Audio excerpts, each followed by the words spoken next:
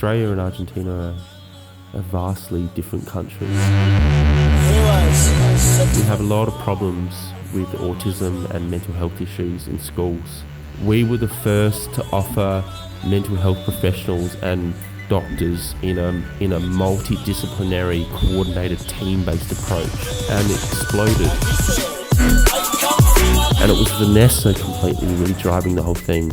If we had have had Vanessa still in the team and she hadn't have got cancer, she would have been unstoppable. I mean, cancer is just awful. The earlier you teach kids that anxiety and stress is real, the better off you are. You can't hide from it. People from Corrientes and Argentina can be unstoppable because you've got all the ingredients. It's the hardship that's the real, and seeing hardship. Don't run away from hardship. An asado in Corrientes or in Argentina is just something really almost magical. It's something that you can't find anywhere else. It's beautiful. Yeah. You know, from a mental health point of view, it's another example of a built-in ritual that is promoting of health. Maybe asado is keeping us sane. We're kind of coming into a time where, like... Put your microphone closer to you. That maybe... I guess what excites me in healthcare is this idea that we could be, like, coming into a time where we're more evolved. Yeah. And that we're more looking at it like what it truly is. That it's a complex system. It's a systems based. It's like an engineer's. Yeah. And it all works together. It's and then within that, every individual person, you can't take a generic approach. Everybody's a bit different. Yeah. It depends upon many different factors. Yeah. You know, that could be affecting that person. So and you can't just take a kind of a traditional medical hospital-based approach where you go, well, you've got, you know, these kind of symptoms that we need to give you an antidepressant. Yeah, and we will follow this and this and this steps. It doesn't work. Yeah, it doesn't work. It's more complex than that, unfortunately, in that. And in Australia, the reality is, I'll give you a quick example of, I went to Medellin just recently. Yeah.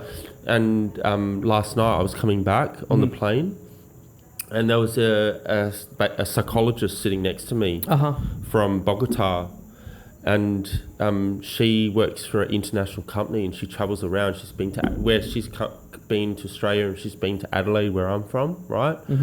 And you know, people are desperately looking for a more evolved way of working, if that makes sense. Yeah. And there is a common consensus moving towards that, but a lot of people feel like, you know, in Australia we still suffer. You know, we have a good healthcare system, but we still, mental health still is very much a little bit at times stuck in that old school kind of hospital way of thinking. Where the evidence is 100% saying it's a systems-based problem. But it's difficult because remember, healthcare is not just about science, it's also business. Of course. And also money. It's a lot of energy to really pinpoint the problem of every person. And it's dynamic. So so it's changing all the time. Yeah. So you can't offer like a magic cure to everyone. So it doesn't fit within that kind of except mushrooms. What's that? Except mushrooms. What do you mean by that? Say that again. Yeah, the mushrooms. Yeah. Psilocybin, you know, yes. It's getting like really... opening your mind up. Yeah, and it's like a miracle solution, they say. It's like it can make you, I don't know how to say this, juggle with different problems that come from different paths, like addiction, depression, and it's all because this thing opens your mind and lets you see what you are suffering. Yeah. And maybe that's the point, you know, like you can make it a generalized thing, but you can pinpoint different stuff for different people, and maybe that is how you get to a better place. Well, I would say from what I've heard about it, it's funny because in Adelaide we actually have tons of mushrooms. So there is a culture there of having magic mushrooms. But unfortunately I haven't tried it myself, but I've heard Jordan Peterson talk about it. I've heard other professionals talk about it, and actually they're doing clinical trials with it. Yeah. It makes a lot of sense, I feel, because it's like it when you're stuck in, for example, depression, you can't get perspective. You can't see this whole situation. Yeah, you have something like a tunnel vision. Yeah, tunnel vision. Yeah. So where having that sort of trip takes you out of the box. Yeah. And it's all about it's this idea of problem solving. Because it's similar to a really successful area of psychological intervention. They know for sure. Yeah. And we actually, cognitive behavioral therapy is not the business of psychologists or mental health professionals.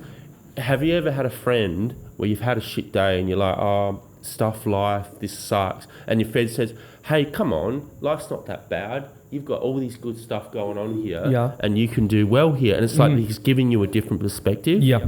So that's kind of a key thing, this idea of optimism. And although you have bad days and you have challenges, right, if you allow yourself to really get stuck in that, you're just going to make your whole energy and everything weaker. Yeah. So it's this idea, okay, allow yourself to feel that bad day. Yeah. Relax, switch off a bit, but then start to process it and go, okay, I've got, things to do. It's not the end of the world. Yeah. Does that make sense? Yeah, of course. I think that we tend to see our lives through different lenses or different filters. And when you get to this point where you are doing something wrong, or you feel like you're having such a bad day or such a bad week, it's easy for us to just stay with that filter and say, well, my life is shit. Maybe I'm doing things wrong, and there is nothing that I can do to change that. But normal. Yeah, that's normal. Yeah. That's not the problem. Okay. I think, because if you're feeling like upset, or if you're feeling different emotions, right? It's still natural. It's happening. It's not fake. Okay. So the best thing you can do, if you can, is feel it. Allow your system to rest. Yeah. Or recover, either through, something where you might even sometimes just looking at your phone or looking at a video, or going out with some mates and playing some soccer, or doing something to get your mind off it. Because there's times to think about things, and then there's times to just be no mind. Okay. Does that make sense? Yeah, but when do I know, okay, time for this? Well, how do I know how to graduate those moments that I give to think about the things that are happening to me, and how do I know when it's time to just relax and go drink some beers? Yep. So they know there's clues to that. For example, humans are a very old creature. Yeah. Okay, and a long time ago we didn't have lights. Yeah. So, for example, at night time we have parasympathetic nervous system. So basically we have a switching off mode, where we naturally start to slow down at night time, and our minds are not very intelligent in that moment. Really, like, it's not the time to do critical thinking. Okay. Right? So you should be trying to recover at night time and just enjoy a bit, let the dice roll a bit, sort of thing, if that makes sense. Try to enjoy, try to do what you find relaxing, whatever that's for you, whatever works for you. And then you rest, and then when you wake up in the morning, normally most people are not kind of switched on yet when they first wake up. Right, so you need a bit of time, but at some point in the day, with the circadian rhythms, as in sort of on, off, wake, sleep, if this makes sense. Yep. So we've evolved this way, as in we see sunlight and we start to wake up. That's the kind of time where you'll start to find your cognition and your problem solving is getting it to a higher functional level. Mm-hmm. So that's the time where you want to start to be thinking about more critical problems in your life, mm-hmm. and like really think it through. Okay. Don't think of critical problems when at the wrong time, because you'll get overwhelmed. Oh, so you get overwhelmed. Yeah, because you'll get stressed. Okay. Because it's not the time to do it. Does that make sense? Yeah. Makes sense. So there's a time to, but then within that, you also need to learn about yourself, because you're also an individual. Some people at 3 a.m. in the morning, are on fire with their thinking. Yeah. Because maybe at 3 a.m. they feel like they can finally relax. Mm-hmm. And they can finally relax their body, and they're just so you're feeling good. Yeah. And you feel safe you're in your home. Yeah. You know, remember we're animals as well. Safety. You know. Yeah, that triggers that. You know, fight, flight. You know, sort of is important. So feeling relaxed, usually you think a bit better, but you have to work that out. See, it's not just for me, but in Australian culture, we're not night owls. We don't stay up late the way Argentinian culture stays up late. No? No, not at all. Not at all. You know, so in that regard, culturally, you know, most people do their best thinking between 9 to 5 p.m. In general. Yeah. But that's a little bit different, I feel, you know. I mean, I've been out and, you know, 2, 3 in the morning here, and you get a group of people that are just on fire. They're having really good conversations. It's almost like the engine is at peak performance. Yeah, that's true. Does that make sense? Yeah, it makes sense. But see, that comes back to the individual working out like your own kind of way that you need to live your life. Yeah. But there's usually a time where you're not going to be thinking so clearly. Yeah. And maybe that's a time where you want to kind of, we call it like be a bit more no mind and just sort of, you know, do things that you're not really having to think about things. Try not to concentrate on rest. problems. You need rest. Yeah. You need rest. Like there's a time to rest and recover, and there's a time to think. Yeah. And that's really important for mental health. Yeah, and if you start to like push in things that you should be doing at day, tonight you get stressed, and then it's like a cycle. And then that will affect, yeah. That can affect maybe you're stressed, so then you don't hang out with your friends. Yeah. And because you didn't hang out with your friends, it's a dynamic system. Yeah. It's so weird. It's like, it's we call it in Australia holistic. That's the main word we use. Mm-hmm. That's really, from a scientific point of view, it's humans are dynamic systems with different variables that interplay, and depending on different factors, you're going to kind of move towards flourishing and creating good mental health and well-being as you age, or you may find, depending on different factors, you go crazy. Yeah, well, I would say that you know, how would you put it? I mean, in Grow Wellbeing, we work with, we get all different types of referrals, and some of the referrals that we get are through the Department of Child Protection. So it's children and adolescents that have been removed from their parents, if that makes sense. Yep.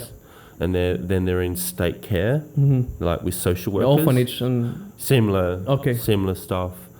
And I mean, you'd say a lot of them have really poor mental health, but you know, the first thing, and I think you do this really well here, is this idea of having you need to have at least one human around that child that gives love, because you create what you call attachment. Yep. Right? And then that helps with anxiety. So, and this idea of having a strong family, like you have strong families here, really strong families. And that's a massive protective factor for mental health. So we have an awesome life in Australia in general, with a lot of people having a great time, and we have on the plane. This psychologist was laughing about when she came to Australia that she was doing having a therapy session with a guy in Sydney, and it was 3 p.m. in the afternoon, and he said, "Look, I'm not going past 4 p.m. because I've got to go surfing, please." You know what I mean? Like, the work-life balance in Australia is ridiculous. Okay. Like, you know, you can make enough money where you could pretty well still work part-time. You know what I mean? Like, it's just so... Yeah, that's not the thing that happens in Argentina. No, exactly. In Australia, you still, although it's changing slightly now, but in general, the work-life balance is ridiculous. Yeah. You know, and people expect it. We're used to it. You know, on the weekends, you know, often I'll go forward driving and I'll go onto the beach, and I'll spend, you know, sometimes even 2 days there. And you think that makes happier people? Well, I think it's one factor. Okay. It's not that simple. Yeah. I'm not going to give you an easy answer in Great. this area, because it's just not. I would say that that it's pushing you towards feeling really free and feeling really happy in life, and you feel a sense of happiness when you can be out. At least that's something that I love, and many Australians enjoy, being out in the wild and being out camping or being out on the beach, because we've got so much of that there. So yes, people are really happy overall, for that. But it depends upon each individual. Yeah, I think in Argentina we get really disconnected with nature. I think that you guys have a better bond with nature, and I think that maybe that's lacking here. We get so consumed by work. We work long hours. Yes. We don't have like this thing that we can just work part-time and we will survive. Yes. We need to have 2 jobs. We need to work the weekends, you know, and that's really hard for the mental health. I completely agree. There's no doubt about that. And you can't hide from that. Yeah. And I think that's, you know, at the same time, I respect the fact that you're doing that, and overall, I see a lot of Argentinians still pretty positive about life. Yeah. So I would say many Australians that I know would really struggle to be in that situation. Yeah. They would really struggle. They would not cope well with that at all, because we're spoiled. We, you know, our minds are very subjective, right? Yeah. You know, we can't fundamentally be 100% objective. We filter the world through our minds, right? So we can be as pretty objective, but fundamentally we're subjective. And in the end, you know, many Australians know what they know. Yeah. That's what they're used to. Yeah. That's just what they know. That's life. Yeah. And, but I would say we would struggle really bad with that. And, we're seeing a bit of that now, where it's getting, you know, with the inflation a little bit. That you having inflation? A little bit. A little bit, not Argentinian inflation. Yeah, I think it's really, you know, what you're experiencing now here is unbelievable. Yeah. Unbelievable, you know, no doubt. We can talk about that later. Yeah. But I think and that's a shocking thing. We are so accustomed to this, like, we're always falling. We're always, like, bad. And next year we would be in a worse place, and we got used to that, and maybe that's why we are relentless. We are people that we don't get down easily, you know. We just you're resilient. You're resilient. Yeah, exactly. And maybe an Australian with a part-time job comes here, and he will be like, "Oh my god, I can't do this." Do you know? Have you ever heard of Joe Rogan at all? Yeah. Talk. Yeah. He's my favorite podcaster. Yeah. So he made a great comment, I thought, that is pretty spot on, that easy times create weak men and hard times create strong men. Yeah. And there's absolutely true. That's actually, that's one of the core ethos that Grow Wellbeing has when we meet with schools, that we say that if we're going to work with you, when we work with the children, when they're doing maths, reading, writing, like the main focusing subjects, we want to really push them hard because that's going to make them mentally resilient. Yep. That's the time to do it, because we're seeing now a lot of the young Australian children, they're really not mentally resilient at all. Mm-hmm. They're not mentally resilient. Well, the new generation is not mentally resilient. Here? Yeah, here and at every place in the world. I think that we are so accustomed to instant satisfaction with social media, videos on TikTok, that we just lost that striving for something. So we get bored easily. We get depressed easily. I think that maybe that's one of the things. That's terrible, by the way. Yeah, of course, it's terrible. But another thing that I wanted to say about Argentina particularly is, you know how there's always like un argentino at the top of something? There's always an argentino at the top. Yeah. And I think that that's because we are always falling. We are always in a bad situation, and we got used to that, to this. I don't know what I'm gonna do next year. I don't know if the country will be okay. I don't know if my family will be okay. So when you go out to the world, you go out to United States or Australia or England, and they have like this really stable economic system and really stable life, and you can work half the time that you were here, then you will succeed in a better way. Or I think that it predicts success more robustly, the thing that being an Argentinian, I would say you don't need to sell it to me. Really, I really 100% believe in that, because I've actually seen it. Mm-hmm. Because, imagine with Vanessa, Wait, I think we need to make an introduction to yourself and Vanessa and Grow Well. Okay. And maybe then the public can understand this better. Yes. So first of all, let's talk about you. Can I ask, can we pause it for a second? Yeah. And so that I have a context. Who might watch this? Oh.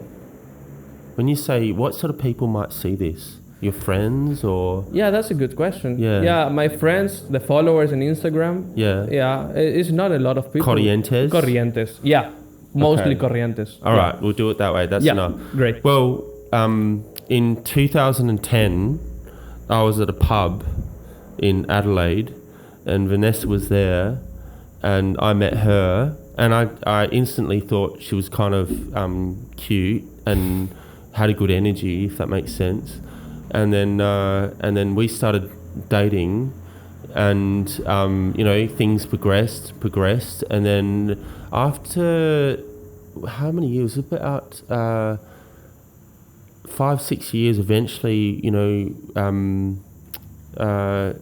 we had a child together, and we were getting more stable, and we started Grow Wellbeing in 2016. Oh, you started with her? Yeah. Oh, so Vanessa is a Correntinian girl. Vanessa is what I would say a correntina, which to me a good correntina is a loyal woman with an element of Latin culture in that she's warm and she's loving and has no, because many Australian women are not like that. They have a bit of a problem like that. It can be a bit cold. And she's got that beautiful side, but she's resilient. Throughout the time I saw her, she's, even in Australia or a very stable economy, you're still going to have hardships. Yeah. But because you've been through more here, that 100%, it gives you a massive advantage. Because many people crumble when they start to have too many hits in life. Yeah. So what you're saying before is completely true. And she from 2016, and again, I really can see looking back that it was Vanessa driving things. I'm basically more like a scientist. I'm not a business person at all. I like ideas. I came up with the idea, and I'll give you a bit of a context to that.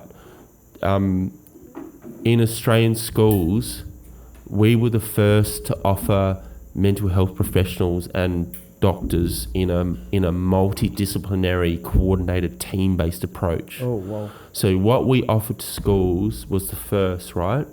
And it exploded. Mm-hmm. So we went, as soon as we got into a few schools, every other school wanted to know about it. So from 2016 to COVID, we were just exploding. And it was Vanessa completely really driving the whole thing. Vanessa, it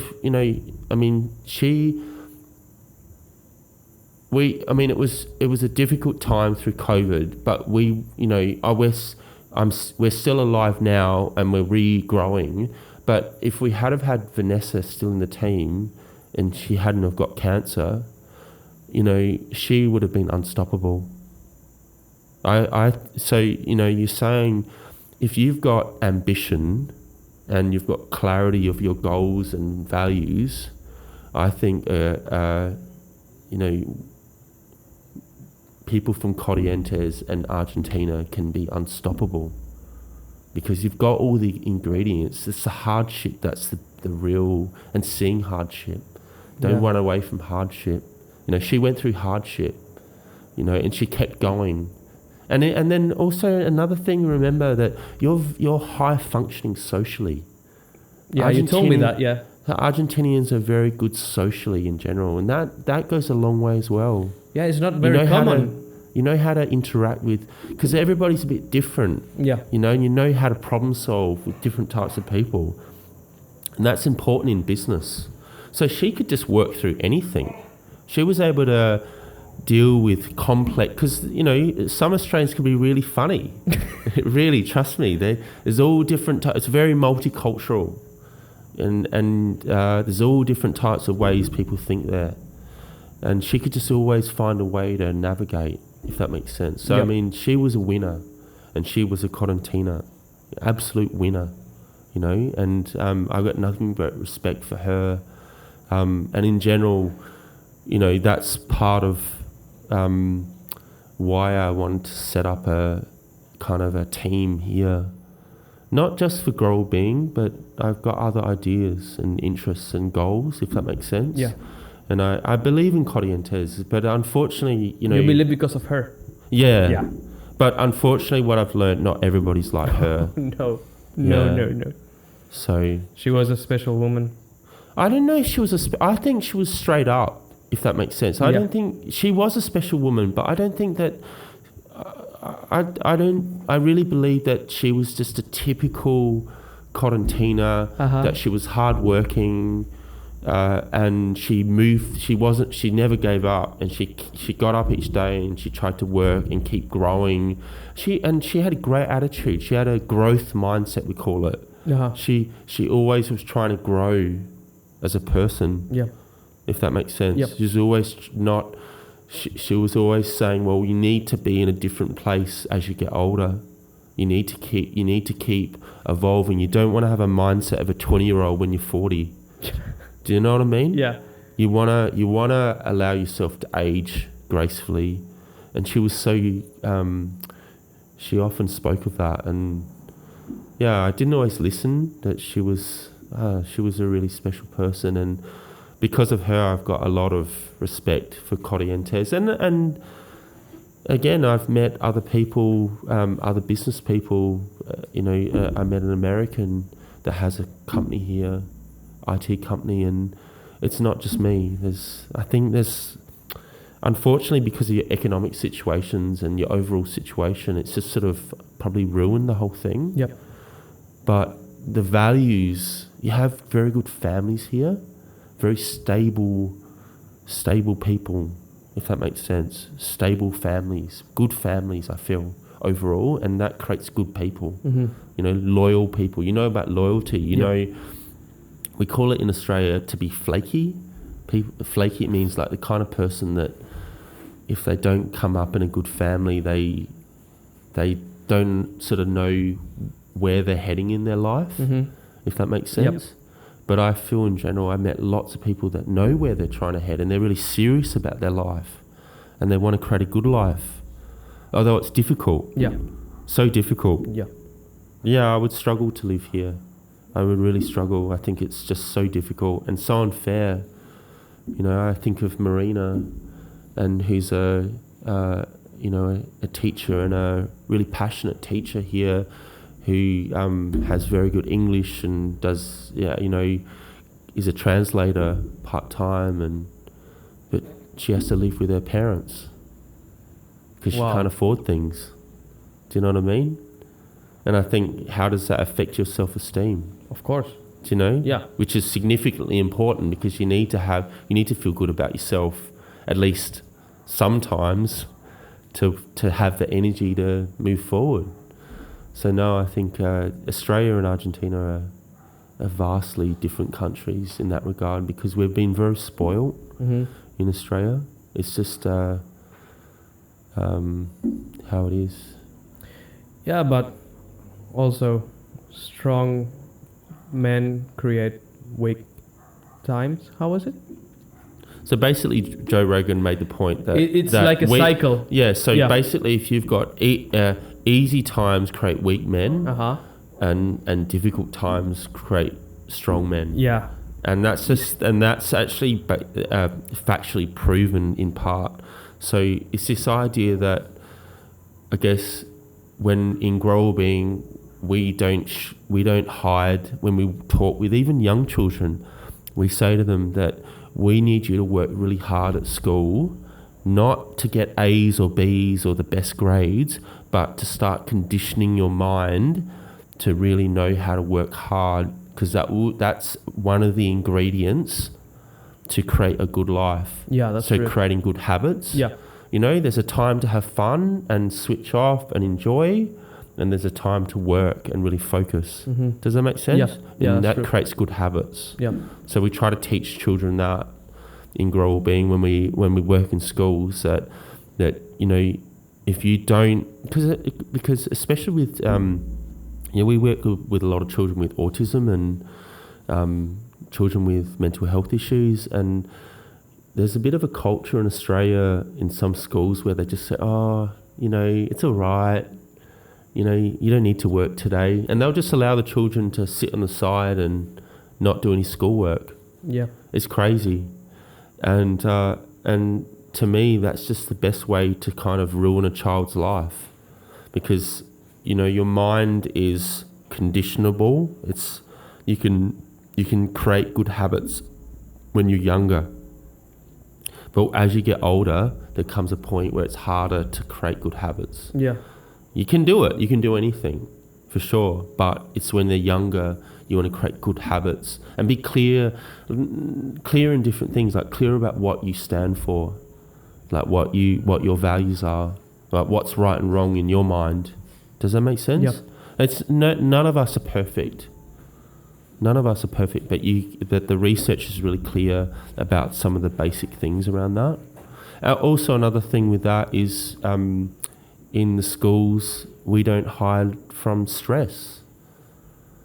We talk to the children openly about that anxiety and stress is real, and that if you don't start to learn what we kind of call, like, develop your coping strategies. Yeah. If that makes sense. Yeah. Like, start young and start exploring. Like, so, and it's all a bit different. Like, some kids might like to run around the oval, and they just like to move their body to deal with stress.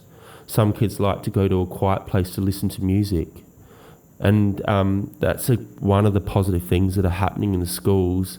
That the school have like a wellbeing space. Yeah. So they can go to that space and sort of have 5 or 10 minutes to relax and to kind of deal with stress, rather than, for example, some kids that we see, especially with autism, they get stressed and they'll chuck chairs, or they'll have a bit of what we call a meltdown. And we have all types of extreme behaviours in schools in Australia. You might be surprised. It's not all rosy. We have a lot of problems with autism and mental health issues in schools in Australia. Lots. Do you think that talking about this and making people understand what the problems about anxiety and depression is gonna help kids? Because when you're a kid, you just do things, you know. You feel bad, you throw a chair. You want to burn some energy, you go for a run. You don't think about, I have some anxiety, I will do this to diminish that.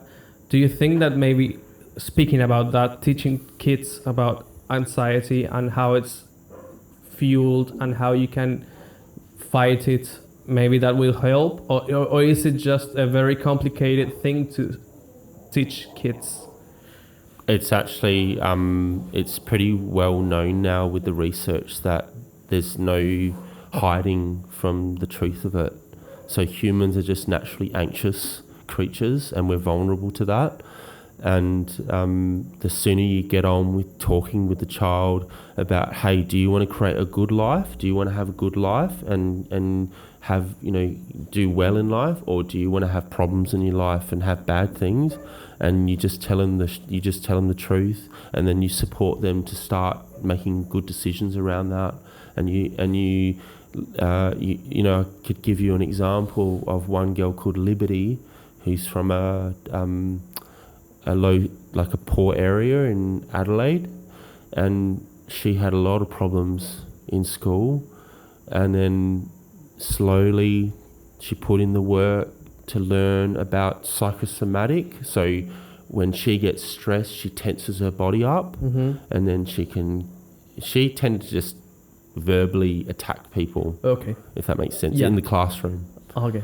She was a really smart girl, but you know, when you lose it, when she'd get stressed, it sort of go up, and then she'd just explode. Yeah.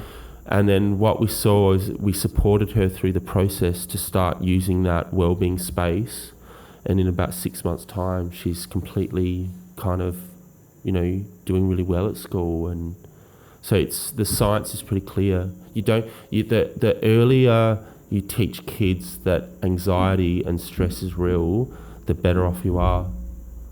You can't hide from it. Yeah, children should have fun. Children should enjoy life, but you teach them as early as possible. As early as possible. Yeah. So there is no like 5, 6, 7 years of age. Whoa. Yeah, you get straight into it. But you do. See, remember, that age is not seen as necessarily a negative thing. No. But when you get to an older age, it's viewed, because it's been stigmatized, if that makes sense. Yeah. And it's got a negative connotation. Yeah. So that's a different thing. That's why when you're in a situation where you leave it too late, it's much harder. But the brain's more flexible when you're younger. So it's the time to do it is when you're young, and you don't sugarcoat it, and you get straight to work. And there's a balance within that. And it's basically scientifically proven. It's the best way of doing it.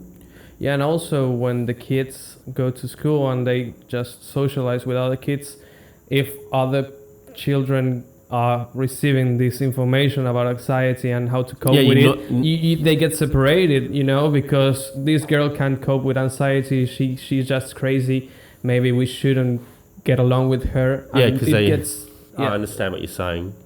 Yeah, that's an interesting point. I mean, what we say is that this is just basic evidence-based science, right? And similar to knee surgery, there's a common language, right, across the whole industry. And what we're trying to do within all schools is have a common language, what we kind of call like a wellbeing toolbox, and every child should have their toolbox and know and explore what works for them. Okay. If that makes sense. Yeah. And it should be normalized. It's not a scary thing. And that is true. You're making a really good point in the sense that when a child has extreme behaviours, it's sort of like a cycle. They get isolated. Yeah, they get isolated. Yeah. And then that's a huge problem as well. See, you don't have that problem like that in Australia. We have children that get socially isolated. It's weird. Yeah. It's a different world, unfortunately. We have some ideas around why that is, but basically, there's about 20 to 30% of children that experience social isolation in 30%. Australia. It's huge. It's huge. And on top of that, we're second in the world for bullying. What's first? I think I'm not actually 100% sure, but I think it might be Latvia. It's within the OECD countries, but Australia has, and I've seen it. It's a huge problem in Australia. We have bullying in schools. Do you know why is that? Or is there a theory about why you guys are really shitty? There's different factors. Why? The first factor is children tend to bully, similar to what we were talking about CBT, and how if we don't process things, we project things naturally. So we tend to bully when we're upset and we're hurting ourselves.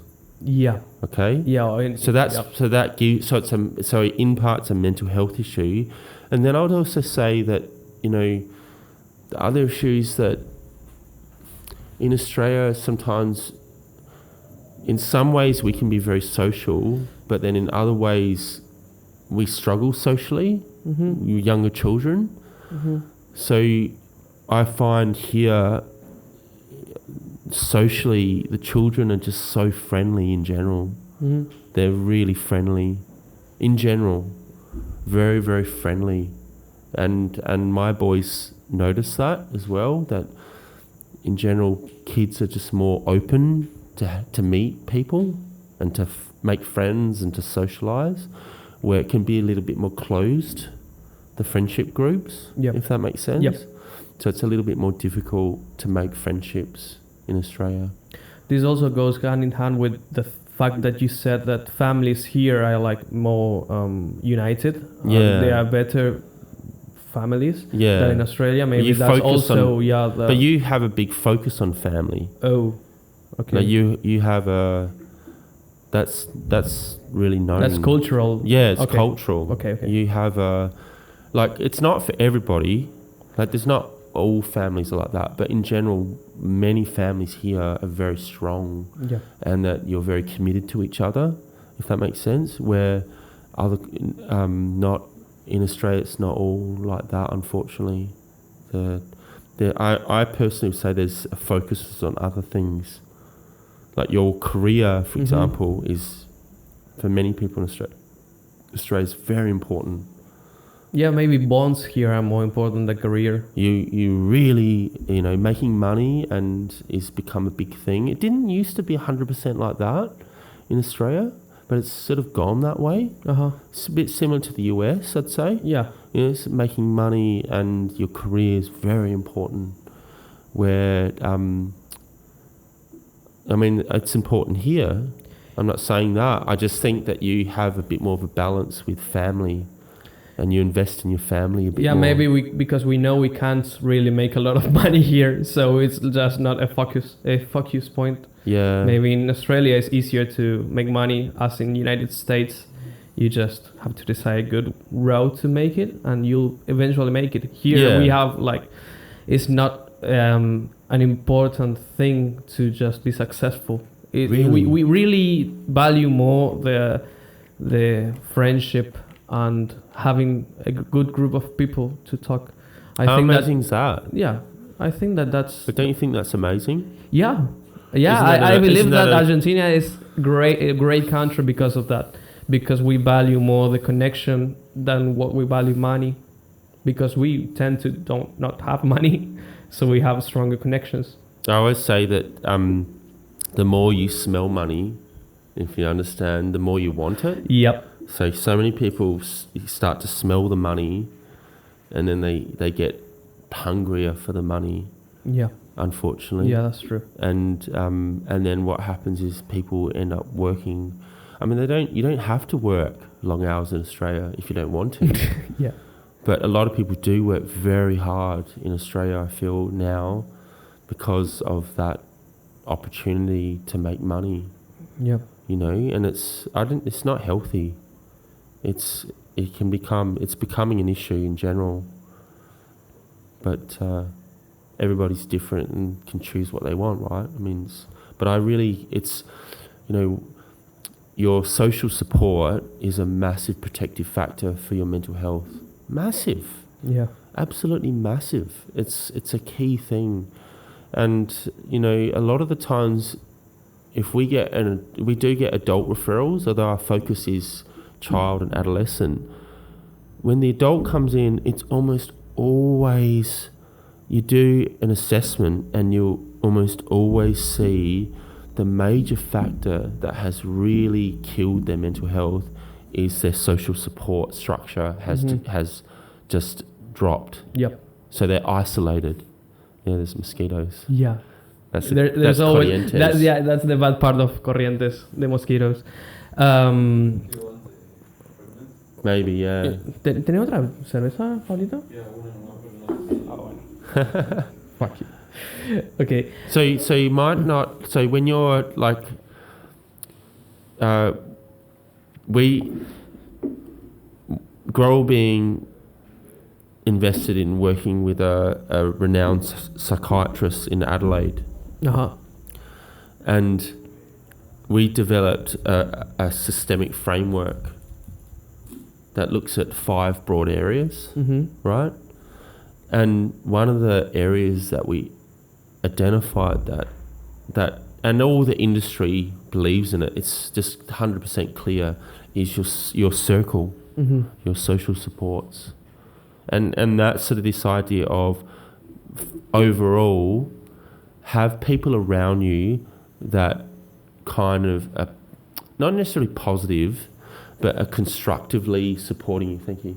That are supporting you in a direction that's good for you. Like, as in, you don't want people around you that are bringing you down too much. Yeah. Because your life's short overall, and it's just not going to help you. Does that make sense? Yeah. So that's a very real thing. Like, that's really, really real. Like, and you're very resilient in that area here. You know? How do you guys manage to work with isolated children and make them grow a better circle around them? How do you do that? Yeah, there's a few things. The first thing that we do is we start with their identity, and we look at their strengths and their interests. So we go, okay, what do you naturally, as an individual, because everybody's different. Yeah. What do you naturally gravitate towards? So working out, like, do they like soccer? Do they like art? Do they like music? So once they go, okay, I like music. Well, okay. And then we start to go, well, there's a music group in your local community, right? Let's explore that. So we try to use their interests, because that's a bit of your natural interests and your strengths, the things that you just tend to be naturally more you enjoy, or that's an expression of your identity and almost like your genome, your genetics. Yep. If that makes sense. So that's a really important thing. So it's like that should be the basis for your tribe, what you find naturally enjoyable in your life, what you have a passion for. Does that make sense? Yep. So that's one starting point. But then there's other things like, you know, often children just lack confidence socially.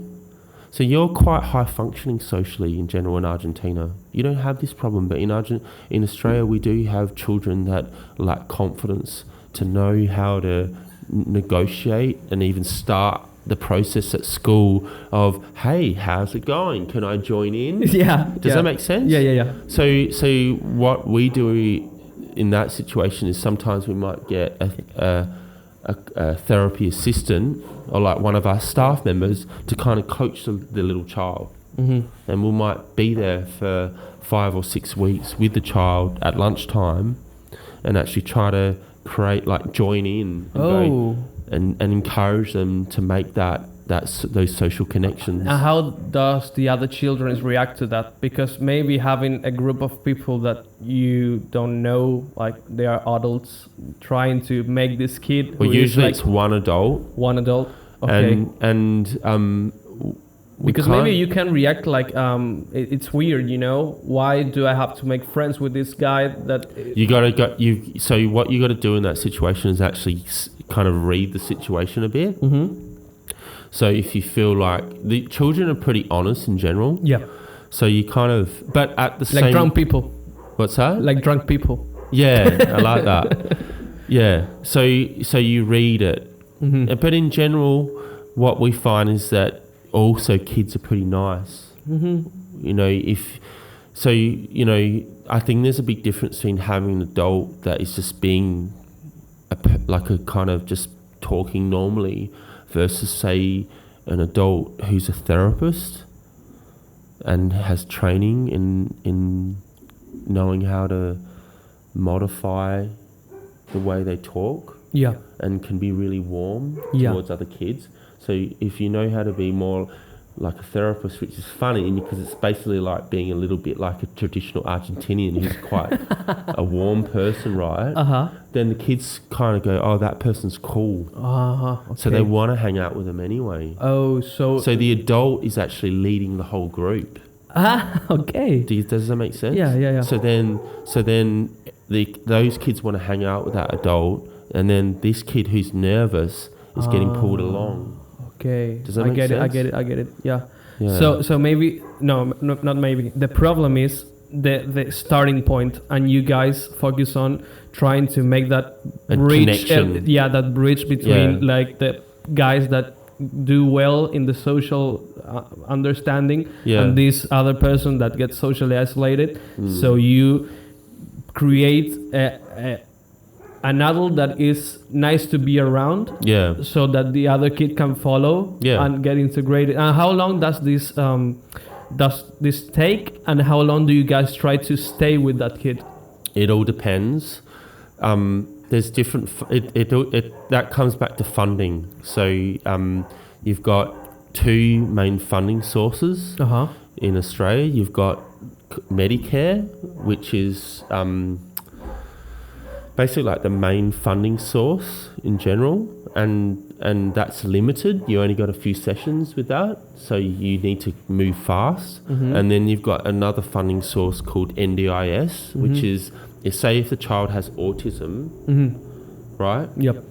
Then they get huge funding in Australia. Oh, huge. Okay. It's actually a bit of a strange situation right now because basically what happens is that child will be given, so just quickly, Medicare will just basically give you 10 sessions per year. That's how it is. Okay. For example. So a session is you guys go along with that kid and try to integrate work it. with them. Okay, that's a session. Yeah. Okay. But NDIS, they're assessed and say they've got autism, then the mother or the guardian, the boss, like the parents, right, will be given like a government plan, and typically it can be per year between 10 to 30,000. Wow. And then they can use that money to pay for therapists and whatever they feel fit. Does that make sense? Yep. So there's a lot of money in Australia if a child has autism. Okay, so for an autistic child, how long does it take for them to start gaining that confidence and getting into the group? Well, of course, it's really different from one to another, but I can tell you like in general. So remember, a human is a system, a dynamic system, and it depends on different factors. So we'll just assume that the child has a pretty stable home life and has a mum who's supportive, and there's no real issues at home. Yeah. Right? So that's the first step. Yeah.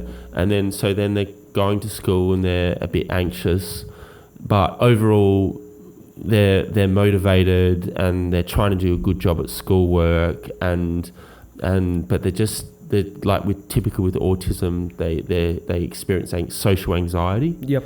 In that situation, you could, within 3 months or so, you could start to pull it around pretty quickly. Wow. If you follow things correctly.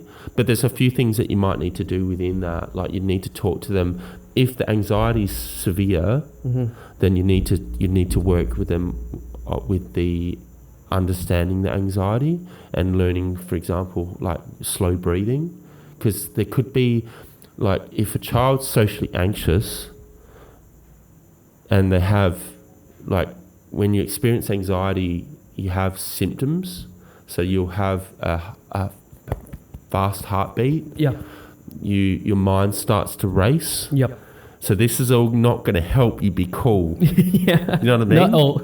So on some basic level, you need to work with them to understand that, and then you slowly prepare them, if that makes sense. Yeah, you give them the tools first, Yeah. and then you train them to use them. Yeah. And then you just... Exactly. Okay. And then you prepare them. And then within that, it's about knowledge. Oh. So a general way of thinking is, this is not just with anxiety, but just in life in general, is just the more knowledge you can give a human and give them a good understanding, like about drugs, to you know, how to manage that, about everything, about even, for example, pornography. Most men look at pornography. It's not about saying that's evil or anything. It's just about giving knowledge to understand how to live a good life as early as possible, so they actually understand, like, as in putting in work, like working hard in maths and science and core subjects, because that will create good habits. Yep. Start early. Does that make sense? Yep. Have good sleep.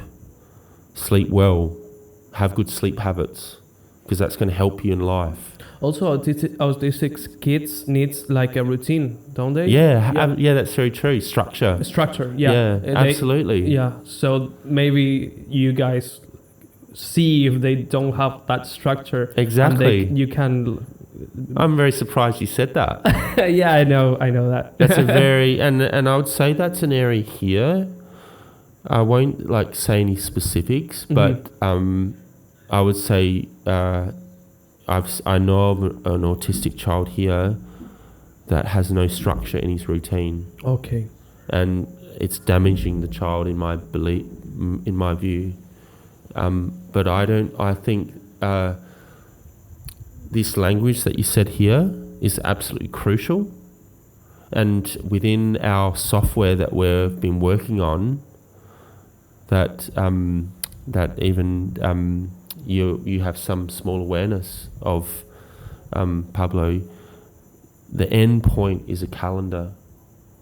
We call it like a live calendar. Oh, okay. Yeah. I get it. So the structure is key for autism. And it's this idea of like designing your life and starting to think. It's not even just for autism. The future is this idea of, we call it like this idea of lifestyle design.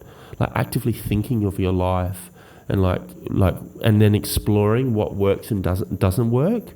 And it's like a journey, if that makes sense. Yeah. So structure's a big thing, 100% that we're focusing on.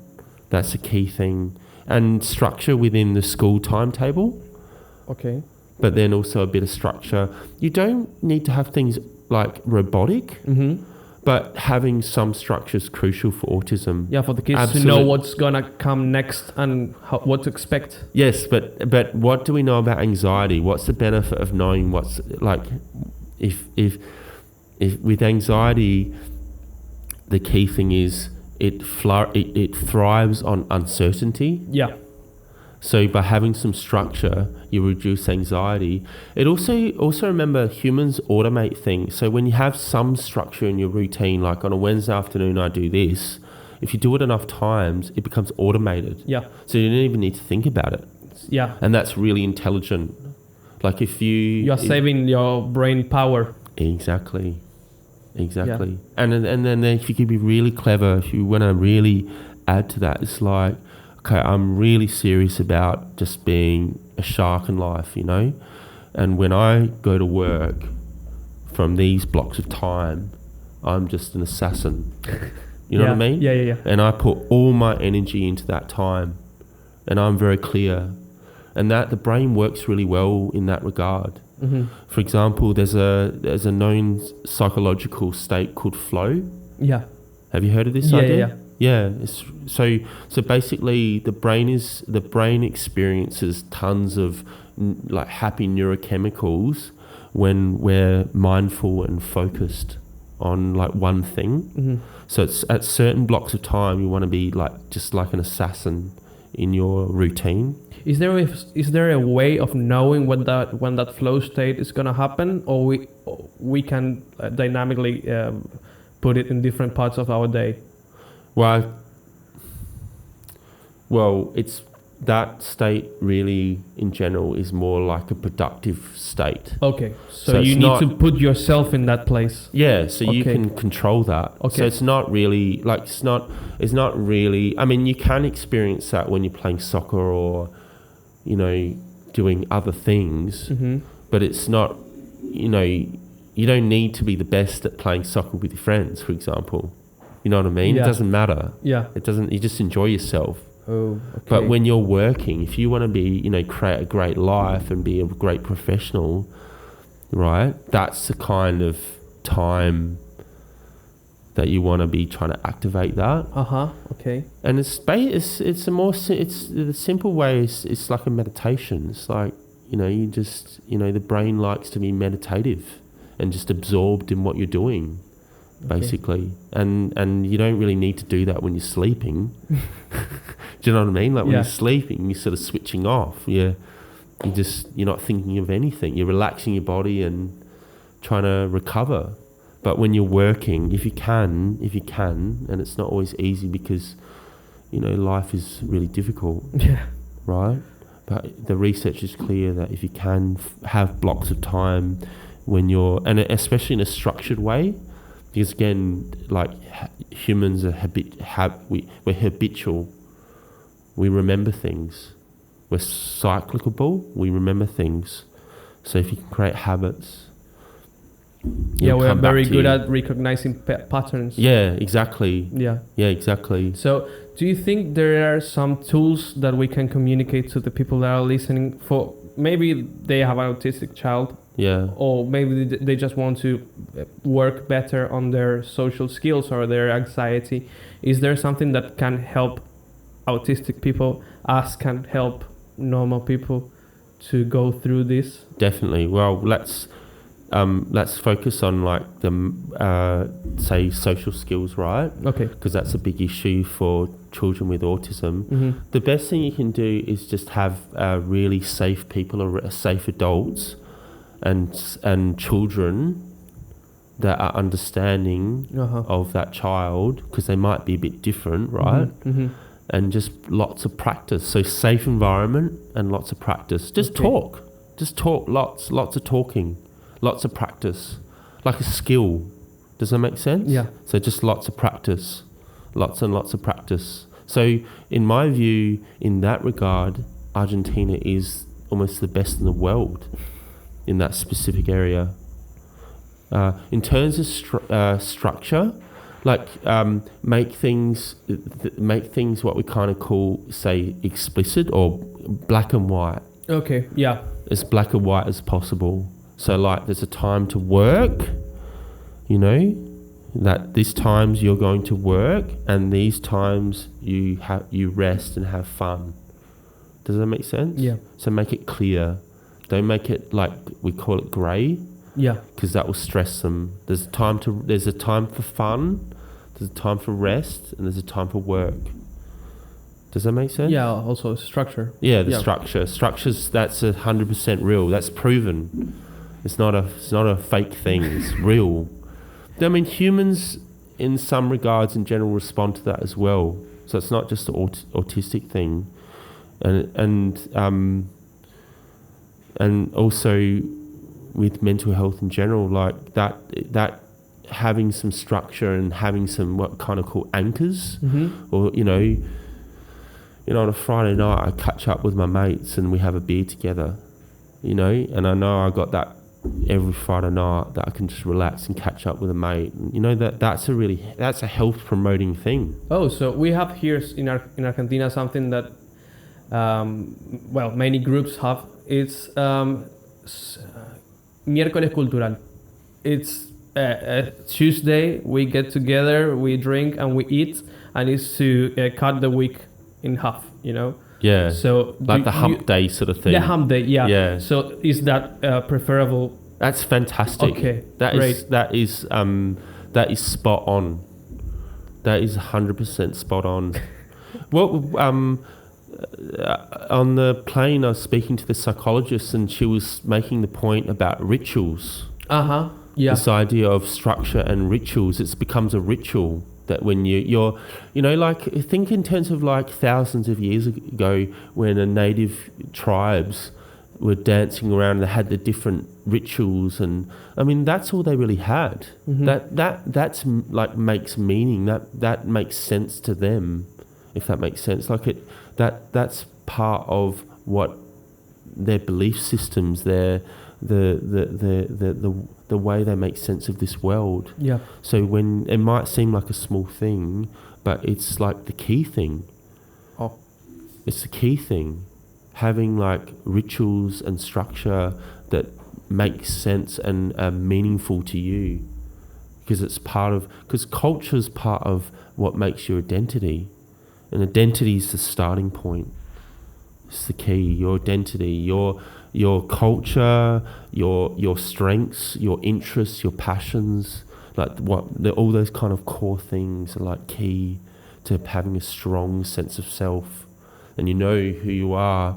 And that's what I saw in Vanessa. She knew who she was. She knew exactly who she was, and that's what she made. That she was unstoppable in that regard. You know who you are. You know. How do we work towards that? Towards knowing who we are? Because we were talking just before starting. I was telling you that I had some dark times throughout the last year, and I felt that I was losing myself. I was losing that part of me that was listening to the subconscious mind and trying to make things work correctly, but I was not listening to that part. I was losing myself. How do we get in touch to what we are really, and to try to not work against that? But why in a relationship, especially when you're younger, it's a common experience, and people in general, when a relationship goes a bit bad, experience a loss of identity. They feel like you're losing yourself a bit.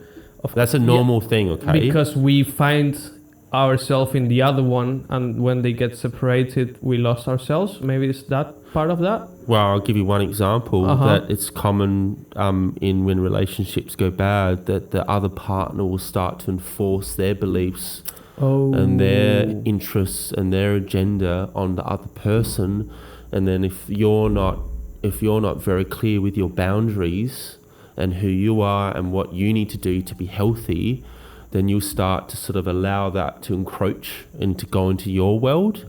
So that gives you a clue that a way of re-establishing, you know, a strong mental health is to come back to your interests, your passions, your culture, your lifestyle, what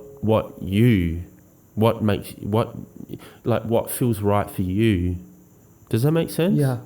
So you can reorientate back to, again, like start fresh and go, well, what makes me strong? You know, it's like all those things, like your culture, your values, your beliefs, reflecting on that, reflecting on what, you know, and it's like ongoing, and keep building on that.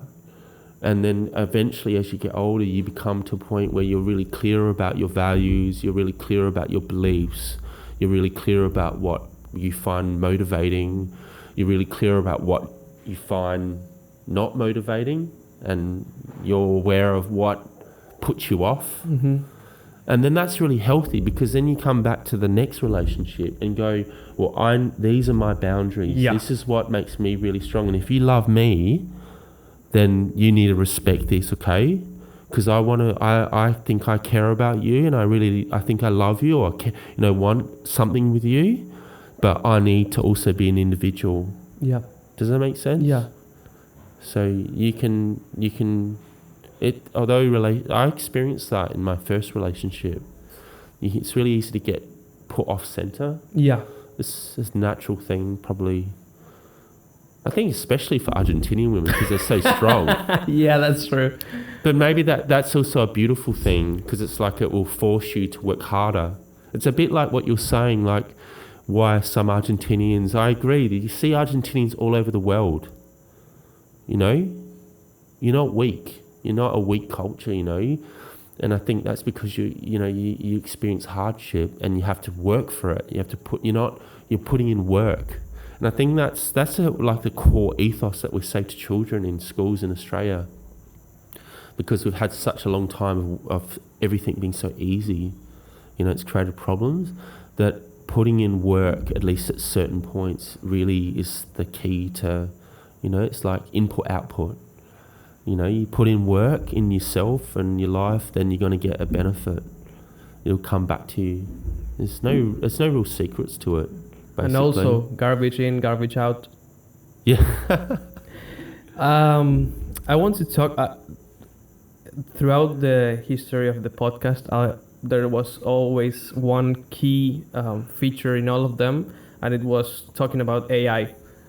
And I want to talk to you about what you guys are doing, or how do you think that you will use AI in Grow Well? So for about a year now, I've employed a software engineer called Sammy. He's quite a funny Ukrainian guy, and we're in the process to get government grants, because basically what we're trying to do is we're trying to develop a knowledge-based system with different areas, assessment areas, right? And then from that knowledge-based system, we're trying to, on an ongoing basis, collect data, and then we'll feed that back into that individual knowledge-based system or learning algorithm. So AI, to me, is in healthcare, is at the very center. Yeah. It's like game on now. Yeah. There's no hiding anymore. AI is the best way. Because imagine what can be done now. Imagine if you've got 6 months of your own data. Oof. And then you can, in an organized way, look at your patterns. Yeah, because I was thinking about that when you were saying that every person is a whole different world and you can't have a general approach to their mental health. So maybe throughout the pattern recognition of AI, you can really forge a new perspective on each individual to what will better help them. Yeah, so that's what you're saying. That is our software, basically. Okay. Okay. Well, so nice. That is it's that. So we've got the knowledge base or the assessment that is ongoing, and then we've got the live calendar. So the data collection is through the calendar, which will build in an element of reflection within that, if that makes sense. Yeah. So things that you change will change the calendar. What didn't work? So we've got some structure. Okay, this child has these things in their structured calendar. Whoa. And then as it feeds back to the system, we'll modify the calendar for that child. Yeah. Does that make sense in the school? Yeah. That's so great. I would say in mental health and well-being, AI, it's the only option, basically, because it's too complex. Yeah. There's no way of understanding. And again, it's not working. Like, it's not, the science hasn't, like in some areas in healthcare, the science has really evolved. Some areas like knee surgery, they know what to do with knee surgery. Yeah. They know pretty consistently across many countries, they're going to, be able to help your knee and do a knee reconstruction and have a pretty good outcome consistently, because the science is kind of consistent. They know what they're doing. But in mental health, it's been a disaster. It's been because of so many different schools of thoughts, so many different ways of understanding. And then it's a business. There's a lot of business interests. Yeah. There's a lot of money out there, you know, and that's just all made this weird situation where, you know, I think I've seen a lot of people just feel really confused with, because when you get depressed, and, you know, we see that. We've seen teenagers commit suicide, and you get into a black hole, and your logical thinking goes, and you just feel stuck. And it doesn't have to be that way. And I think part of the problem is there's too much noise, and there's not enough basic clarity, and in terms of like some simple steps that you should consistently follow. So I think for me, I would love to see, you know, improvement, and I think AI is the key to and this each individual getting on with the journey of themselves and learning about themselves. If you can learn about yourself, the more you learn, the more effort you put in to explore yourself, the more you're going to grow and the more powerful you become, basically. So AI is the key. Yeah, I reckon. How do you feel about there are some softwares already that can hook you up with some AI language model, a large language model that can be as a psychologist? Do you think that will be a good approach, or maybe we need the human part of the psychologist?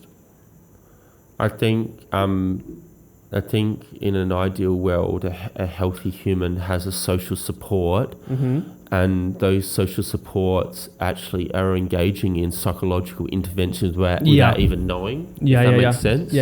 So you're listening. And humans are self-organizing, as in humans have the capacity to work through their own problems, and you need to do that.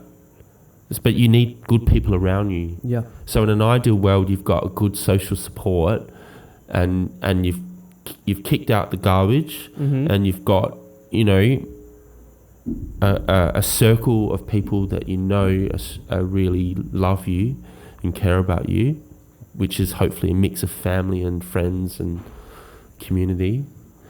And that's the structure, and you sort of you've got, but within that, you have some awareness of where you're heading, if that makes sense. Like, you know kind of what your goals are, you kind of know how you deal with stress, you kind of know how you have fun. Does that make sense? Like you've got some structure in your life. And then I'd say like this idea of like software chat bots. Yeah. Right now, I would say it wouldn't be very useful, and there's no evidence behind it. But maybe in the future will be different, possibly. But I would also say that, again, if you're feeling overwhelmed in your life and getting a bit negative, the best things you can do is find ways to de-stress first, so you allow your system to rest. And then when you're starting to come alive again, you're talking with people that you have an emotional, because humans are emotional creatures as well. Yeah. So I would say it's going to be a long time. Humans need, like, that's what's so special about Argentina. That you don't realize how special that is. Like, you've got a real social, emotional connection, you know, and people are not rushing. They're actually sitting there listening to you. I've found that really special about Corrientes. That's I just feel like people have a heart. Do you know what I mean? Yeah. And it's part of the reason why I just naturally gravitate towards, you know, if I were to end up with another woman, I would probably naturally gravitate towards a Latin woman, because of that I feel like you're more emotionally intelligent. We call it EQ. You have emotional awareness of other people, and I think that's really empathy. Yeah, you have empathy. Exactly. Compassion. Yeah. It's beautiful. It's really, really important. And that's a weird thing that's happening in Western countries, including Australia, that everybody's so rushed, and you feel sometimes that empathy is not always there, if that makes sense. Yeah. It's not healthy. So in some regards, you're actually pretty lucky here, I'd say. Yeah, that's true. You know, I know the work situation's really hard. And the economy. You know, it's brutal. And the inflation is just unbelievable. Oh my God. But at the same time, I don't know if people realise how special things are socially, emotionally here. It's just unbelievable. It's just people are so friendly in general at times, you know, and that goes a long way for your mental health. It's not all about money, you know. Yeah, it's not about money. That, you know, I saw that with Vanessa, you know, that she was 43 when she passed. You know, how old are you? 43. You're 43? Yeah. When she passed? Nearly 2 years now. So in April 23 she passed. Yeah. And do you want to talk about that? Sure. Yeah. Tell me about it. How do you deal with, I mean, cancer is just awful. She got diagnosed in 22 November. And we were just in shock, basically. And I went into like a complete, like, we're going to beat this type, you know, sort of. And we were doing really well. We did really well for quite a while. She was actually improving. She was improving. And then just out of nowhere, it just came back. And within a month, she died. And it was just brutal. But I'd say the thing, there's some things that I'm glad that I followed in terms of the science that helped us survive. Like, for example, before she passed away, we explored her values. Like, what did she want? What core values did she want Luca to remember her? And she said that the key things that she wanted to keep coming back to was work ethic, being humble, and being kind. And so I've focused on working with Luca on those 3 core values, and like we keep exploring that, and we talk of mummy all the time about those 3 things. And then it made us much more spiritual, to be honest, and connecting with God, and that for us God's real, and that there's a spiritual world happening, and we go out into nature most weekends, and that's our way of connecting with her. And so it wasn't all negative, if that makes sense. Yep. And the ritual and some structure around that was life-saving. Absolutely life-saving, probably. For me, probably more than Luca, because Luca's a real happy kind of boy. Like, again, I think that's my belief in general. Like, a lot of, you know, we call it good stock. You know, you come from good families, a lot of good families here, you know. So Vanessa raised Luca well, you know, and he's doing really well. But I struggled so bad, like that. She was your partner in business. She was your partner in life. She was as much, you know. Women are much more mature. Yeah.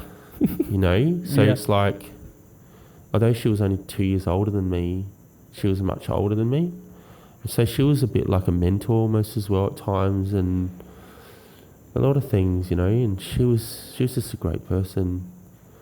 But being in nature has helped a lot. I was really quite shocked for some of the experiences I had. I really felt, I've had a bit of, many Australians are a bit funny, like we're a bit like atheists. Uh-huh. There's a lot of atheists in Australia. And I wasn't like that. Like, I believe in God, but I really had a very strong sense, especially that first 6 months after she passed. Yeah, I really sensed that there is a spiritual world. We just don't feel it. But I think when there's some research that shows that when you're grieving, you're in a kind of a different vibrational state, and you can sense things differently. And when I went into like different, really what I kind of call like clean environments, if that makes sense. Yeah. In nature, because we have really, especially in Adelaide, like very kind of, I could go 15 minutes and I can go to places where there's nobody, absolutely nobody. And I really could feel Vanessa in those moments. I don't feel her anymore. I feel like, she's moved on, if that makes sense. Yeah. But I really felt like I could feel her and I could feel God. It's all there. It's just that we live in not necessarily chaotic world, or our minds are so busy, but we're not sensitive to feeling it all. Yeah, maybe when you're in that moment of grieving, then you are more open to that. Yeah, and that's why it felt like that. Yeah. I felt more open, and then that sort of changed. Like, I'm still spiritual, but I'm not as open. That was it was almost like I needed to be open and feel it all. Yeah. Which it hurt like all hell, but it was necessary to kind of to process it, if that makes sense. And so that's like something that's become different for Luca and me, that we're very spiritual through the death. We don't call it a death, we call it a transition. She transitioned, and we don't see it as a negative. It's all going to happen to all of us. Yeah. And it's not something that we need to be so scared of. I know it's really hard. It's really hard. Really hard. It's harder if it's a young person, as Vanessa. But at the same time, if you can have a bit of a mindset that it's not all bad, that we're just, again, this is our beliefs, that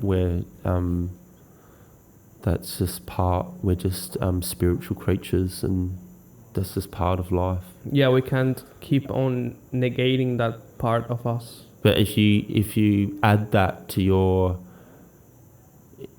sort of way of thinking, I think it can make you a bit stronger, make you a really kind of great person, sort of thing. So if you had someone who lost somebody recently, what would you tell them to look for, or to try to put their mind to understand maybe this in other ways? To live their values firstly, so to grab onto the partner or person that's passed away, their core values, like what did they represent. You made it with her. So grab onto the values, like what was really key to that person, and then try to build it into rituals or a way of, because you just forget. Yeah. If you don't have some sort of pattern or you build it into your lifestyle, you just forget, if that makes sense. Yeah. Life will just keep on moving, and then after a matter of time it starts to fade. So you have to live it a bit, and then that will help you grow through that. That will help. It will help sort of that person live on in some regards. They're not sort of completely dead, if that makes sense. Yeah. Which is a horrible feeling. We get referrals. We see children that have lost parents, and it doesn't always end out well. No, of course, and it's not easy for them to cope with that and try to make them live through these core values. But that's basic evidence-based science. Yeah. So that's known, and then I think rituals count. So like doing things to honour that person. Similar to like I went to Bali years ago, and they're really big on that. Or in Asian culture, they have a shrine, and they'll pray to that person. Like, don't think that person's completely gone. But I know it's difficult. We all have different beliefs, you know. But I think in Catholic culture or something like that, you've got a good foundation to have a really good mindset, if that makes sense. Yeah. Because generally speaking, people are not atheists here. That I think you have some sense that there's something more. Yeah. You know? Yeah, here in Argentina we have a really religious culture. Yeah. Yep. So Luca and I are not like, we don't go to church, but we're Christians, and we've evolved because of what happened. Yeah. You found God in other places through her. In a personal way. Yeah. And then we try to practice it. And then it's ongoing, if that makes sense. Yeah, and that helps you cope with the death. It helped a lot. I think if I didn't have those things, it was a bit of a shocker, to be honest. It was really it was pretty bad, trust me, because it was like, it was like losing not just one person, if that makes sense. It was like, business partner, friend, a lot of different things. But again, it helps so much. It was the science. I believe in science. I think if you follow the science, you can do, in a lot of different areas, you can do really good things if you follow the science, for sure. Similar to anxiety or mental health, it doesn't need to be this big complicated thing. If you have anxiety, for example, some people are just naturally born really anxious. Yeah. Or life gave them that anxiety. Yeah, but that's okay. The evidence shows that you need to exercise. The evidence shows that you may need to find ways to do like applied relaxation. Like it might be having a shower, putting on music, and just trying to breathe and chill out. Like most people can't meditate, if you understand what I mean. Yeah. And like meditate and breathe like this. Most people, it doesn't work. No. You got to build it into your lifestyle. Yeah. You're hanging out with mates and you're just having a good chat and you're enjoying yourself. Are you tensing your body in that moment or not? You're going to relax your body, right? Yeah. You're relaxing, you're forgetting of your worries, you're giving yourself a break. You're being present. You're being present, you're being mindful. Exactly. Build it into your lifestyle. That's how you do it. That's funny. Yeah. So you build, that's the evidence is clear if you can do that, then you've got a good shot to create a good well-being in your life. But there's other factors, there's all different factors, especially in Australia, you could have all those things, but if you don't have a job, yeah, of course. Do you know what I mean? Yeah. Then that will cause a lot of stress. I mean, you're not going to be able to hide from that because you're not going to be able to pay your bills or pay for things. So, if you lose somebody that you love, you're going to suffer. And that's just life, right? You can't avoid that. And you're just going to have to work through it. Lots of different things. If you have a health issue yourself, yeah, you're going to have to work through it. But I think that, again, you're one of the best examples of a culture where you've had so many hardships. I mean, if Australians were having to deal with the inflation that you're dealing with now, it's just off the rocket. I mean, it's just crazy. It's loco. I cannot believe the cost of things.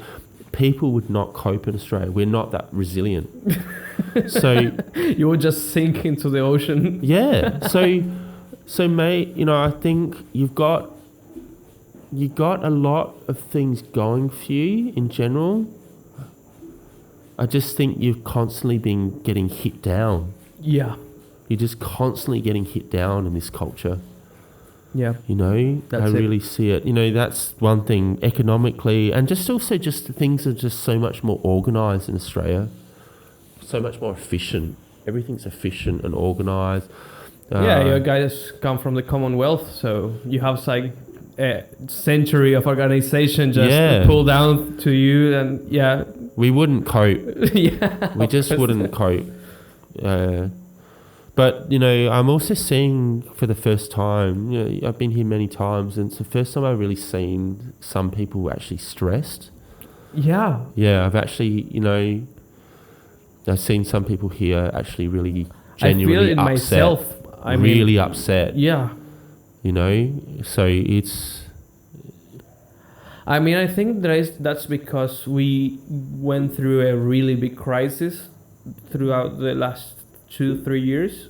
It's just like an eye-opening thing about economy, that we were doing it wrong, and maybe now we're like trying to make it better. But I think that got into people's mind, and after COVID also, it's just mental health went down. So now I think that we are in the worst time that I remember in mental health, speaking about mental health. Yes. Yeah. But I also feel that. But maybe that's understandable. Maybe I it think makes the whole sense. world is going through something like that. Yeah. We are just like in nightmare level. You are, but you're making a good point that mental health, mental illness is getting worse. Yeah, it's across the globe. Yep. So it will become, I think it's the second leading cause of disease in the world, and it will become the first soon. First, yeah. So it is growing, unfortunately. And in your situation, there's some things you can't change yourself, right? Like you can't change the inflation. That's the and point. The cost of things here that are just shocking. Yeah. I mean, it just doesn't make any sense. Yeah. But I guess, coming back to some of the things we spoke about, you've got your friendships, you've got your circle. You need to focus on that and keep that really strong. You've got your structure and your lifestyle that you need to keep focus on, and doing the things that you enjoy, and doing your Tuesday hump rituals, and all those things will protect you from the hard. Well, it will help. It will help. Yeah, it won't protect us, but it will help. Exactly. Yeah, that's true. Yeah. I think that's a really good point to leave it. Yeah. Yeah. Can I say one last thing with that though? That I think that another example of a really super positive mental health thing that happens here in terms of like a social thing and a ritual is asado. Yeah. Asado it's not about the meat. It's the social element of it, and it's super positive. It's super cool, and I miss that a lot. When I go to Australia, like we don't sort of have the... You don't have barbecues? We do. We love a barbecue, absolutely. Okay. But it's a little bit different the way you do it here. Like I try to replicate it, but an asado in Corrientes or in Argentina, it's just something really almost magical sometimes about it. So cool. I think of it of its own. It's something that you can't find anywhere else. It's beautiful. Yeah. And it's, I mean, obviously it's delicious as well. Yeah.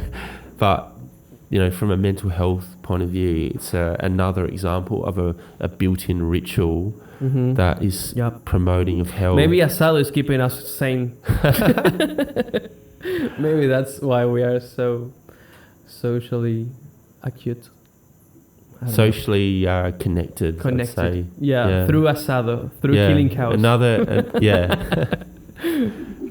but it's a nice ritual, and I love that every person that I've ever met from any other country in the world really enjoys that. Because it's so positive. Yeah, it is. It's a really nice thing. It's for sure.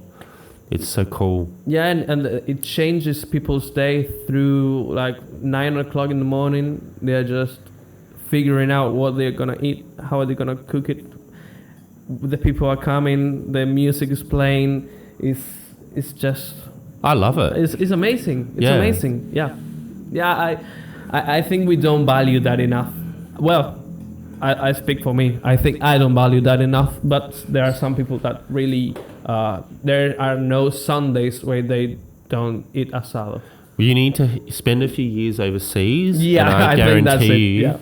you'll come back and you'll appreciate it so much. It's the little simple things like that, you know, and Vanessa, you know, she loved it. That was such a special thing for her to come back to, you know, living so long overseas. When she came back, that was just a simple thing of just in a relaxed way. What she'd sit there and just quietly have mate and watch her dad cook asado and you know, get the charcoal ready, and it's a process, you know. Yeah. And she loved it. Oh, also mate, you know, that's also other ritual that keeps people together. 100%. Yeah. Yeah, absolutely. And yeah, sitting, we have those things that.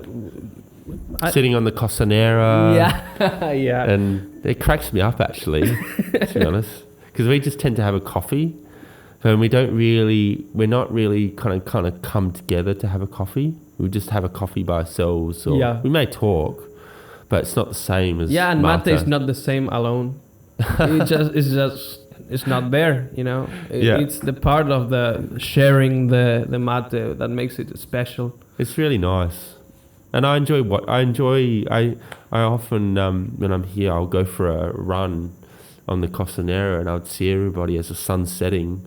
You got beautiful sunsets. Beautiful sunsets. Yeah, I was going to say the same. Yeah, it's beautiful. Yeah, I think. Before Vanessa passed away, we were really thinking of moving back here. That was one of the goals that we had, because I think if you're financially stable, it's a really very good life here. It's precious. Yeah. Yeah, I think that the most beautiful sunsets I've ever seen, they are here. It's beautiful. It's amazing, and that. That river, the Paraná River, that huge amount of water going every day. Yeah. It's not something common. No, not at all. Not in the really big cities, you know. Not at all. And in Australia, we've got nothing like that. No, we don't have that kind of water. You know, Vanessa used to. It's kind of a paradise here. We're going off topic a bit, but it's nice to appreciate Corrientes, and I like that.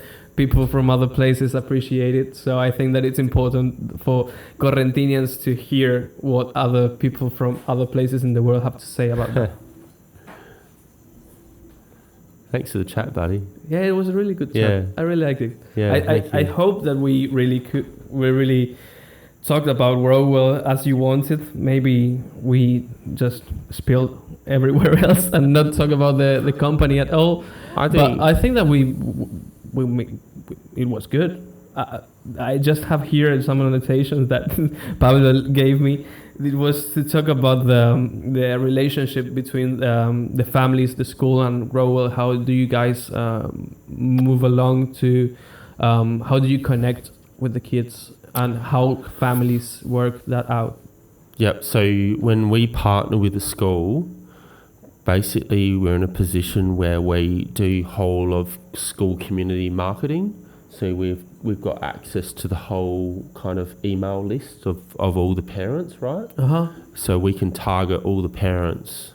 So we're a bit different in Australia, that what we do is we're not like other health companies.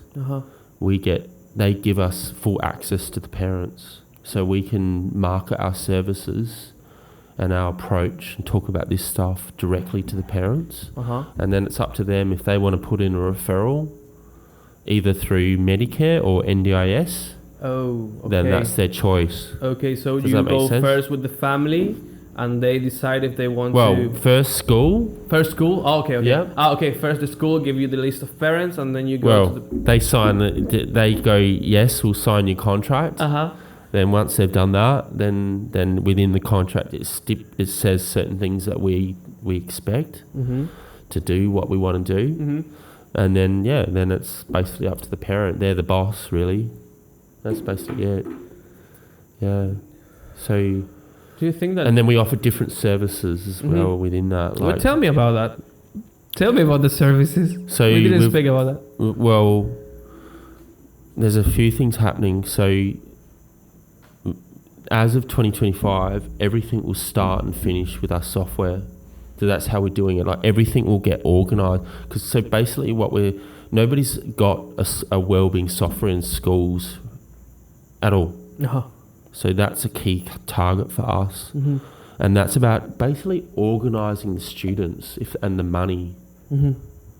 The goals, the students that get referred, and the money, so that it's all coordinated for the school. Wow. It's basically the school outreaching wellbeing to us. If that makes. Hello, how are you? Hello.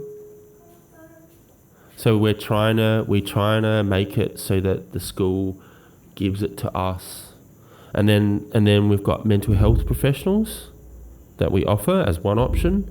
We've got therapy assistance, which is like a cost effective, like a cheap. Mm-hmm. Like say if that autistic kid needs coaching with the social skills. Yeah.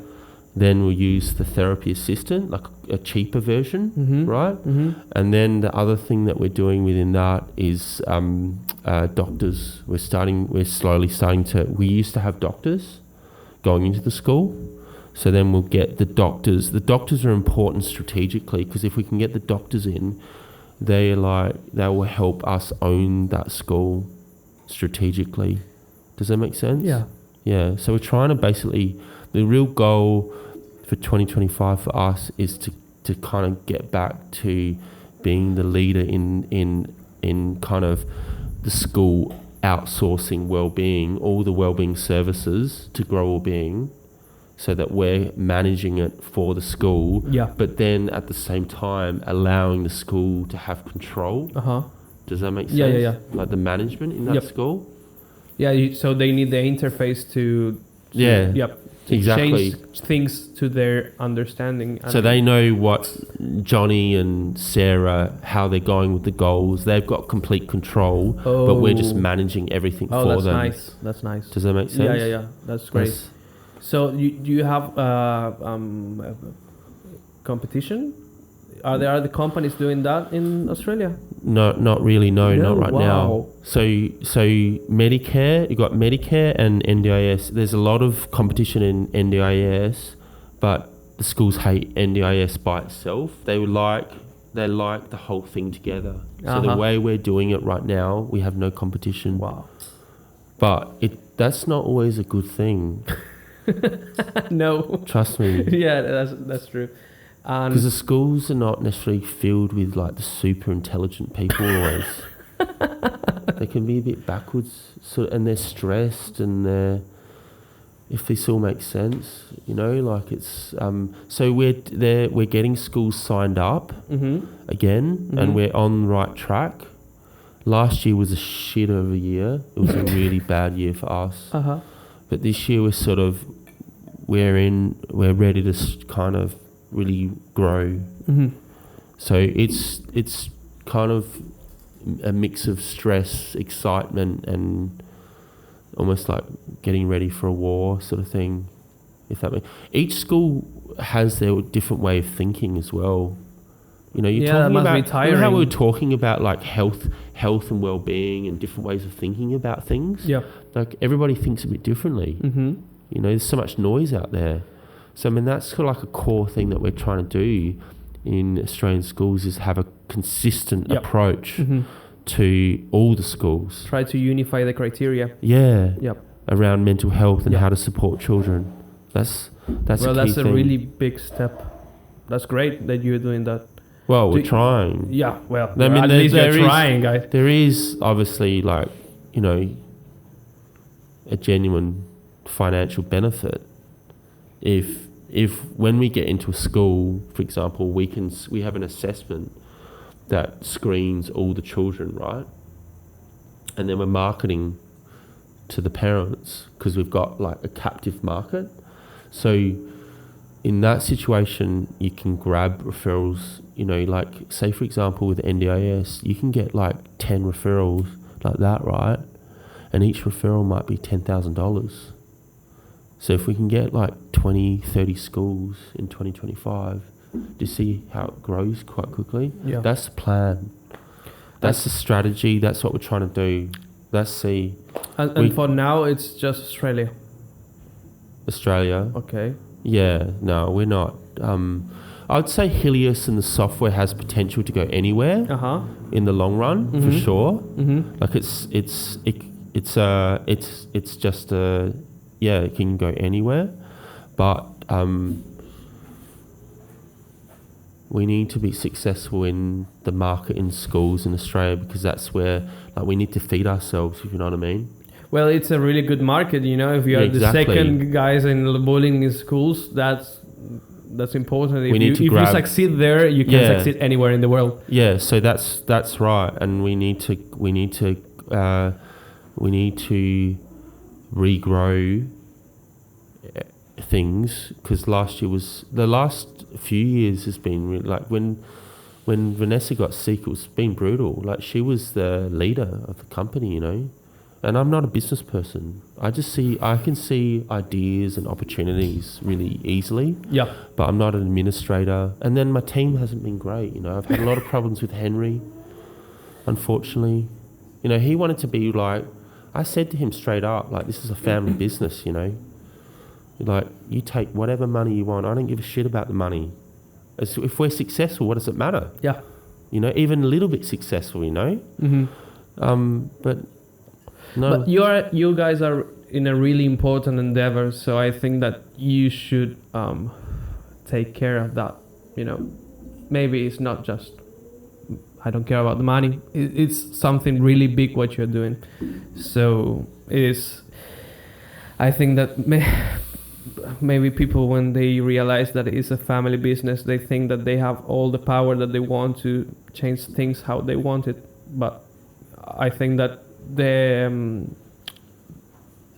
thing you're looking for, what you want to achieve, is really important, not only for you guys but also for the people. Yeah, it's not just about the money. We actually want to genuinely help children and families. Yeah, and you're doing it 100%. But it's hard to find good people. That's what I've learned. It's really hard to find people that get what you're trying to do. Yeah, and they get behind what you want to do and try to help you towards that goal, and not only be have just money ask for their salary. Yeah, just want the salary and not put in. I don't know. It's not that much work. I don't know. I mean, I would say that it's harder to work here. You'd have more workload here than in Australia. Like, you work 9 to 5 there. That's what's expected. 40 hours a week and you're good to go. You know what I mean?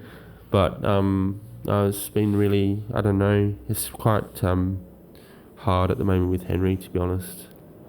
With all respect to him, because I'm at a point where my team's telling me to let him go, because he just doesn't work. Just doesn't work. I don't understand it, and it's really confusing for me, because Vanessa was the opposite. She used to just work all the time, and I'd have to tell her to stop working. Well, usually brothers are like polar opposites. Really? Yeah. Sometimes I think. Are we finished? Yeah. You're right. I can move this. Yeah, you can move that. I like this. It's nice. We finished. No, I don't know. That I really loved all that idea, family business and setting something up. I got, how cool would that be? I was jealous of that American guy,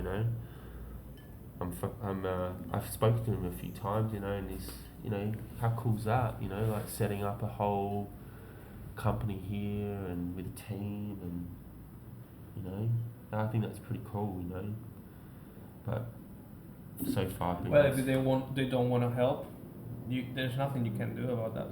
But that's can I speak? Yeah, of course. Yeah. Well, go ahead. It's difficult globally, let's say, to find people committed to a common achievement, or, for example, the organization, let's say, where they are focused on the salary or something to accomplish by themselves as an individual, but not as a, let's say, in how do you say integral? In like an integrated way as a team. Yes. And you in a system is not the functional that a component functions on itself. Let's say you have to interrelationate, let's say, with the other components. Yeah, and also I've really seen that. You are as weak as your weakest link. Exactly, and that's. But especially when you're trying to really go after something. Yep. So like it's twofold. Like we're taking a risk. Like I could just have a little clinic and just have a few staff working in the clinic, and I'll be fine. You know, all easy. But I'm going after a big goal. Yeah. I'm not. You know, so I'm taking a risk. Does that make sense? And for example, if you're signing up a school in this way, if you don't do a good job, well then you risk having a bad school. And then having a bad reputation, and then so there's a huge opportunity, but then you're also putting yourself at risk. Yep. That's what's happening in the situation, and you need a team. It's really obvious.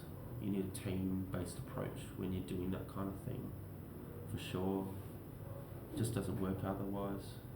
How is the ongoing of about setting a base here in Argentina at the moment?